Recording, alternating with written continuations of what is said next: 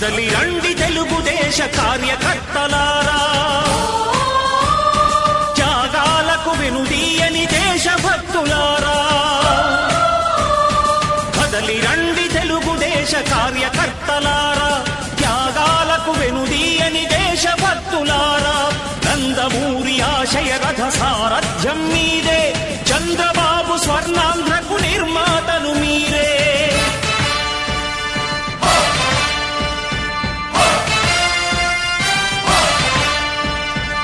కదలి రండి తెలుగుదేశ కార్యకర్తలారా, త్యాగాలకు వెనుదీయని దేశభక్తులారా.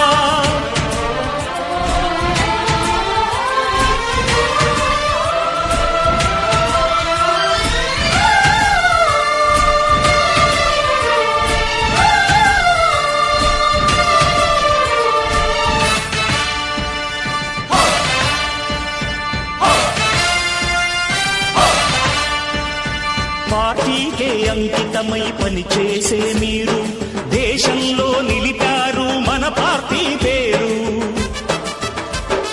మారుమూల గ్రామమై పండుగ దినం మనకు ఉగాది, దసరా, సంక్రాంతి ఇవన్నీ పండుగలు ఎలా వస్తాయో మన తెలుగువారికి గుండెల్లో చిరస్థాయిగా ఒక పార్టీ, తెలుగుదేశం పార్టీ.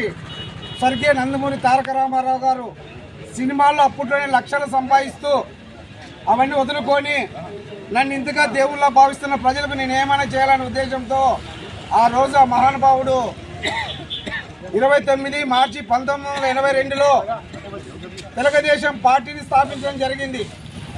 ఆ రోజు కూడు గూడు నీడు నిద్రాడే పదంతో అది కర్షక శ్రామికులందరికీ ఉపయోగపడేలాగా ఆ రోజు తెలుగు ప్రజల కోసం పసుపు రంగలించుకొని ఆ రోజు ప్రజలకు, నిరుపేద ప్రజలకు ఇల్లు ఇవ్వాలి, రైతులకు శ్రమకు తగ్గట్టుగా మనం ఏమైనా చేయాలనే ఆ రోజు ఇల్లు మడక అవి ఎంచుకోవడం జరిగింది.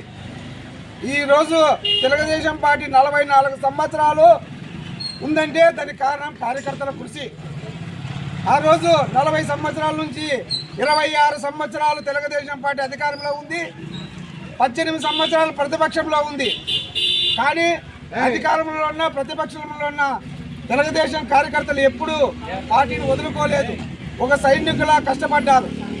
ఈరోజు సామాజిక పింఛన్లు పంచుతున్నారు. ఈరోజు 4000 సామాజిక పింఛన్లు అయిందంటే ఆ రోజు స్వర్గీయ నందమూరి తారక రామారావు గారు 30 రూపాయల పింఛన్ స్టార్ట్ చేశారు.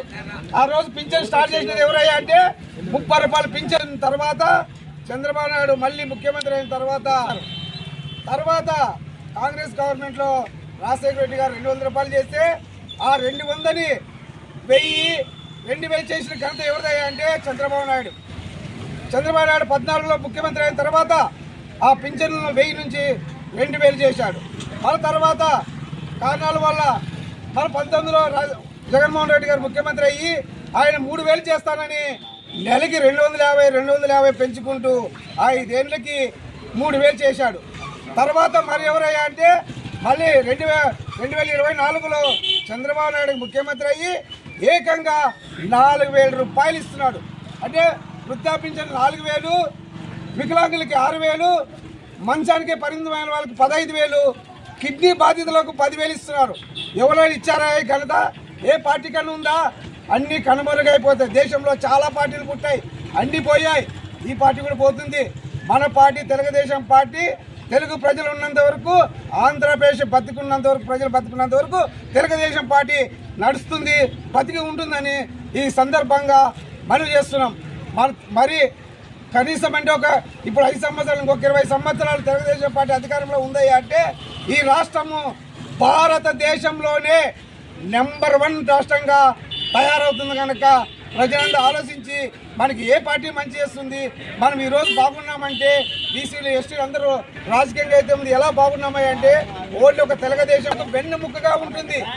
మనకు కూడా మనం బీసీలకు వెన్నుముక్క ఉంది కాబట్టి బీసీలు కూడా పార్టీని చండాలు భుజస్కండాలపై వేసుకొని ఈరోజు నడిపిస్తున్నారు. మన స్థానిక ఎమ్మెల్యే కే శ్యాంబాబు గారు కూడా బీసీ నాయకుడు కాబట్టి మనకి బీసీలు కాబట్టి ప్రతి ఒక్క పని చేసుకుంటున్నాం.